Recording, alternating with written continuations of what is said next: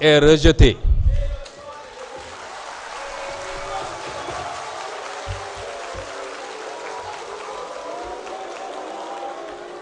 Y a-t-il d'autres questions préalables? Vous avez la parole. Voilà, merci beaucoup.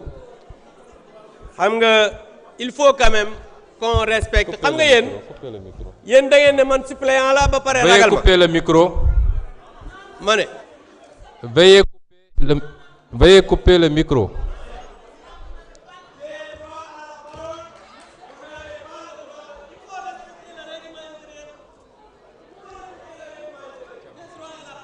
Vous quittez le présidium ou je vous fais quitter.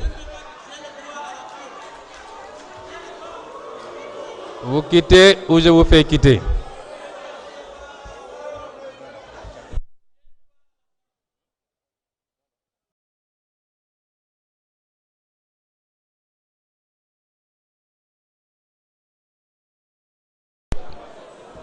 J'invite le député qui a demandé la parole à venir la prendre.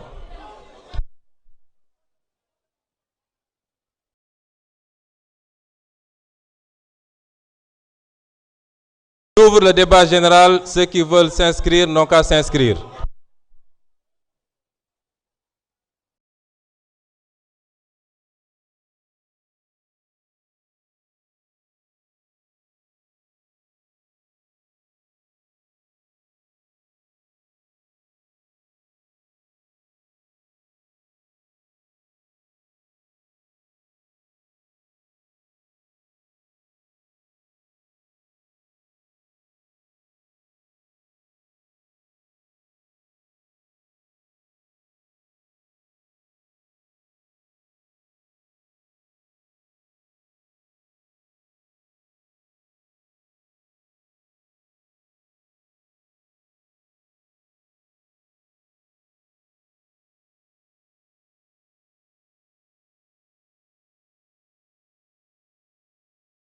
Je rappelle, la discussion générale est ouverte, que ceux qui veulent s'inscrire s'inscrivent.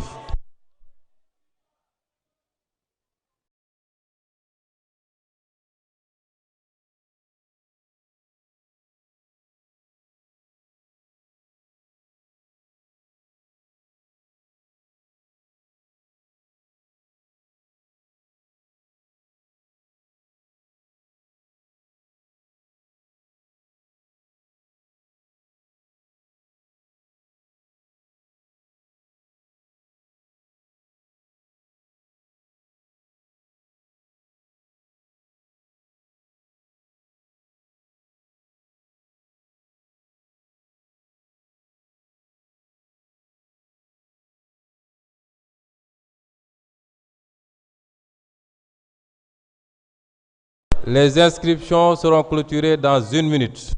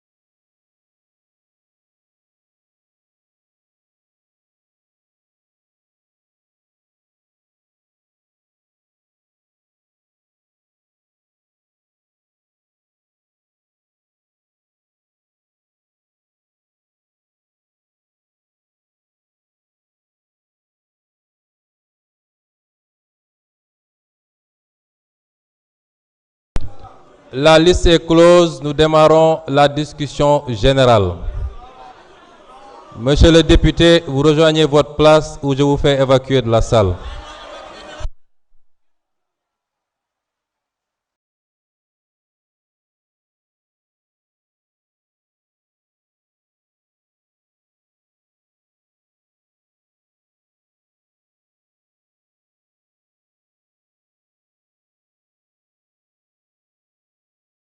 L'honorable député Guy Marius Sagna est appelé à la tribune pour prendre la parole.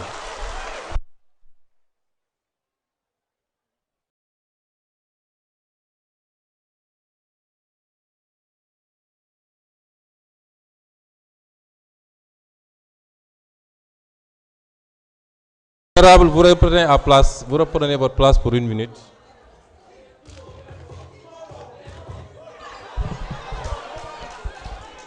Reprenez votre place pour 1 minute.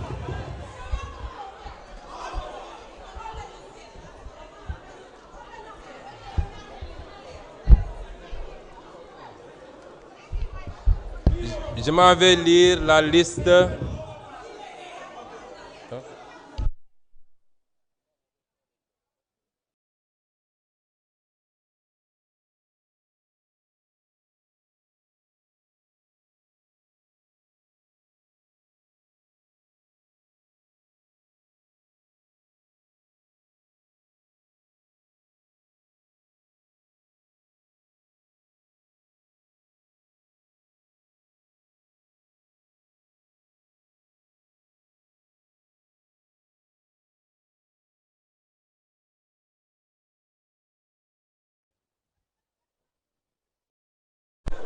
Ça va être difficile de lire.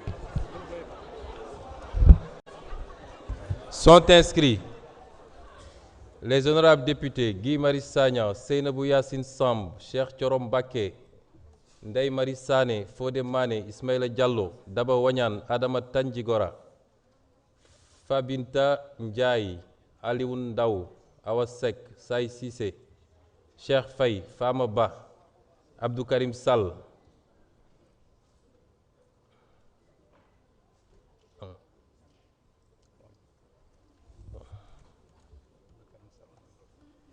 Omar Diop, Alioune Ndaw, Awa Seck, Say Cissé, Cheikh Faye, Fama Ba.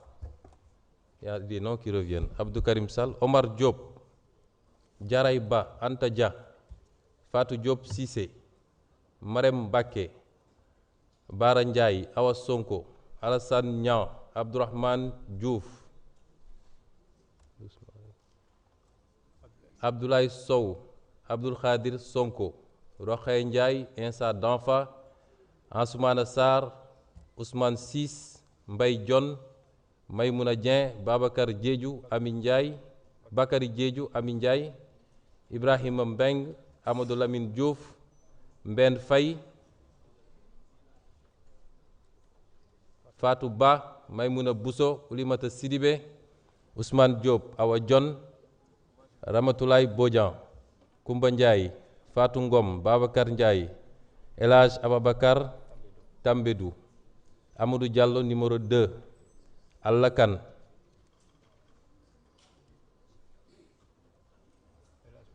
El Hadj Ousmane Fall, Mayabe Mbaye, Mariam Diamanka, Anne-Marie Yacine Tine, Ndak Thiam, Mohamed Sall, Massamba Dieng, Khady Sarr, Omar Sy, Raki Diallo, Safiatou Sow, Yoba Baldé, Aïssata Tall, Adama Diallo, Nafi Kane, Bantawage, Amadou Diallo numéro 1, Samba Dang, Malik Ndiaye, Abdou Mbow, Chérif Ahmed Diko, Djimo Souare. Vous l'enlevez. Djimo Souare, Aïssata. Je vous ai dit. Qu'est-ce que je vous ai dit?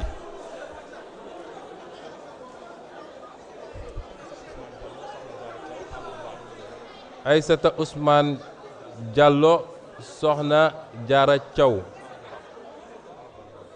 Amadou Ba, soit 74 inscrits, 73 inscrits avec quelques doublons.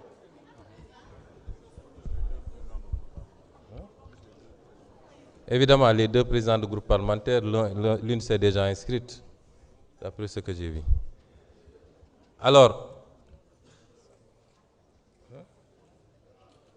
je donne la parole à l'honorable Guy Marius Sagna pour 5 minutes.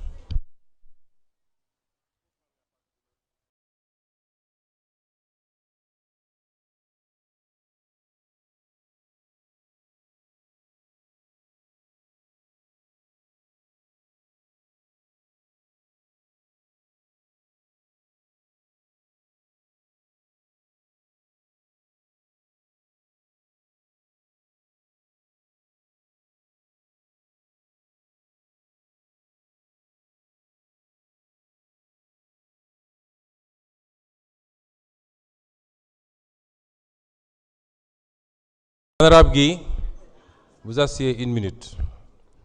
Chers collègues, nous avons un règlement intérieur dont le président de la séance a l'obligation et l'autorité de l'exécution. Les incidents de procédure, nous les connaissons. Autant il est permis à chaque député de poser des questions préalables, ces questions doivent être motivées et avoir rapport avec l'objet de la discussion. Lorsqu'une question a été posée, nous connaissons bien les instants de procédure et leur objectif, c'est retarder au plus possible le débat parlementaire. Lorsqu'une question est posée et n'invoque aucune raison qui peut valablement justifier un report, nous avons donné la parole à tout le monde. Je renvoie à l'Assemblée pour que le vote se passe et qu'on décide du rejet ou de ne pas rejeter. Autrement, chacun peut prendre la parole, invoquer le soleil et la lune, reprendre la parole uniquement pour retarder les débats. Cela est apprécié à un moment donné par le président de séance. Et c'est pourquoi j'ai considéré que nous pouvions passer au vote. Le vote a été fait à rejeter la question préalable. Il n'y a pas lieu d'en délibérer plus que cela. Nous passons au débat. Je donne la parole. Le règlement intérieur dit qu'aucun député ne peut prendre la parole sans l'autorisation du président de séance. Je donne la parole à l'honorable Guy Marius Sagna pour 5 minutes. Allô, allô, allô. Tout le monde m'entend? Est-ce que tout le monde m'entend? Monsieur le Président de l'Assemblée nationale du Sénégal, samay mbokk député, Monsieur le ministre, askanu Sénégal nuyu naa leen. Dafa amoon. Non, je ne peux pas bouffanter avec lui.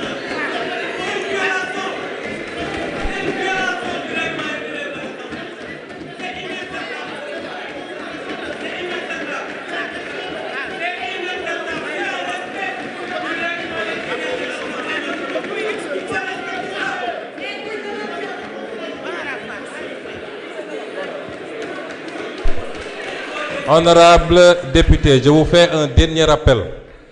Rejoignez votre place, ça va mieux pour vous.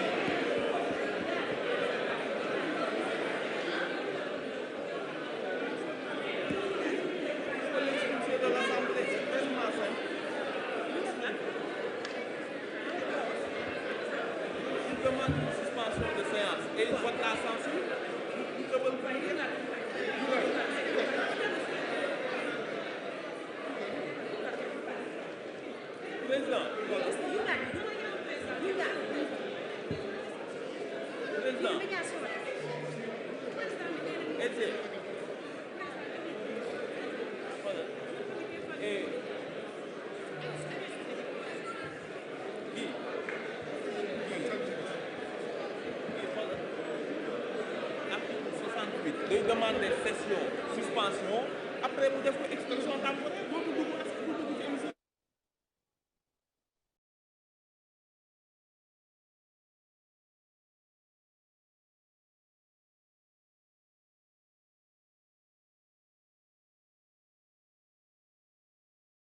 ko dem génnee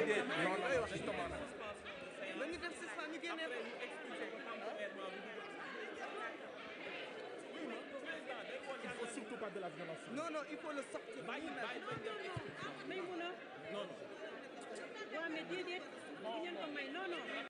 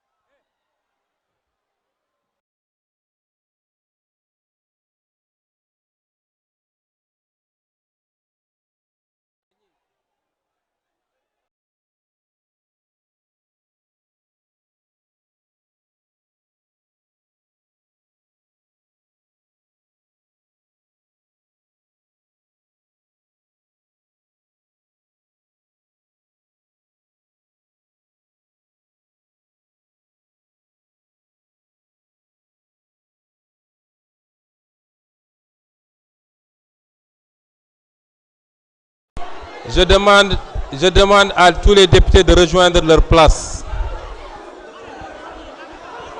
Je demande à tous les députés de rejoindre leur place.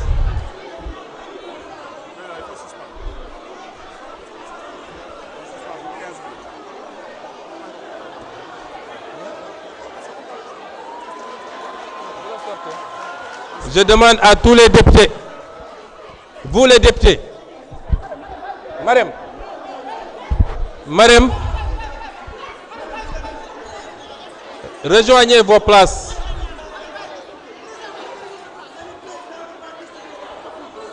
Allez, Marème Baké.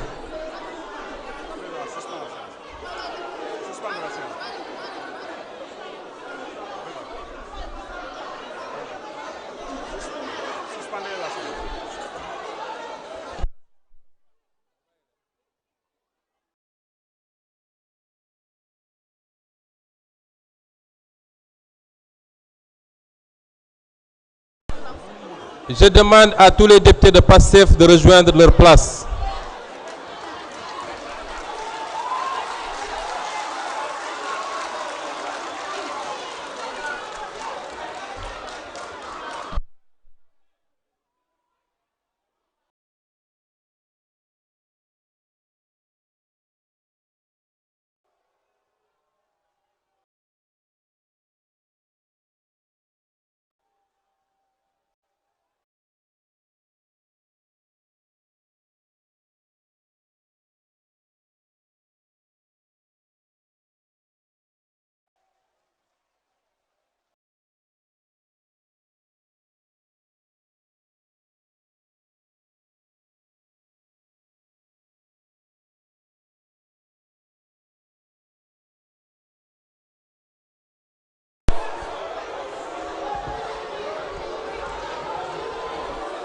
Honorable Guy Marius Sagna, vous avez la parole.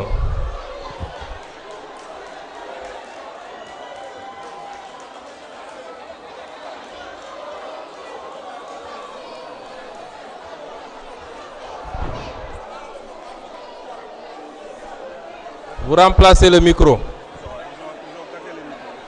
après nga expulsé ko bind naa ko pour suspendre expulsé ko suñu député yi kenn rawu leen quoi boo xamante ni nii da ngay waaru waaye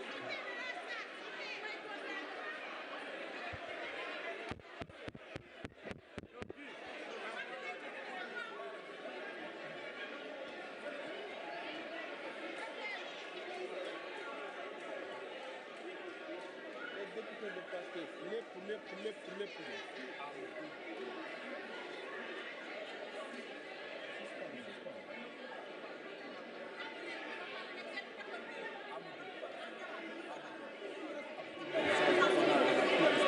mais li ngeen lii baaxul. 5 minutes li ngeen def baaxul. Lii fay sa micro.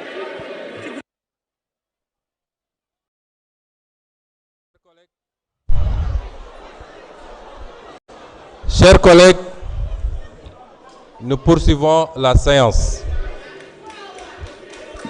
Je voudrais d'abord rappeler un certain nombre de règles. Je l'ai rappelé la dernière fois ici.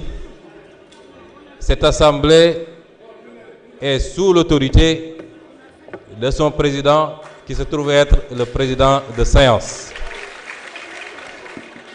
Aucun député, en violation du règlement intérieur, n'imposera sa volonté à l'Assemblée. Mais je tiens à dire également, et pour les députés qui sont du groupe parlementaire de PASTEF, des consignes très claires ont été données et vous les avez violées. Il ne relève pas à un député de régler ces questions. Le président de l'Assemblée signe une réquisition et la police de l'Assemblée fait le travail. Et c'est déplorable que des députés de PASTEF se soient déplacés pour venir ici essayer de régler le problème eux-mêmes. Un parti doit avoir une discipline et on avait donné des instructions très claires. Nous poursuivons donc les débats. La parole est à l'honorable député Guy Marius Sagna.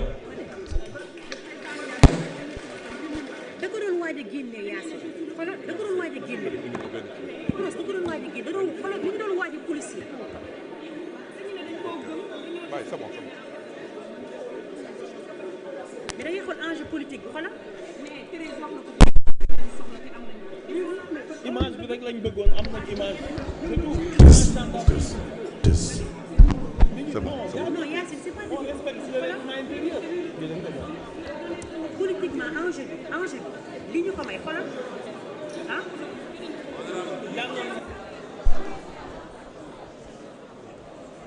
Honorable Guy, vous avez la parole. Je voulais aussi rappeler à l'attention du représentant du gouvernement. Nous sommes dans l'enceinte du Parlement. Lorsqu'un ministre veut quitter la salle, il doit en demander l'autorisation. Honorable Guy, vous avez la parole.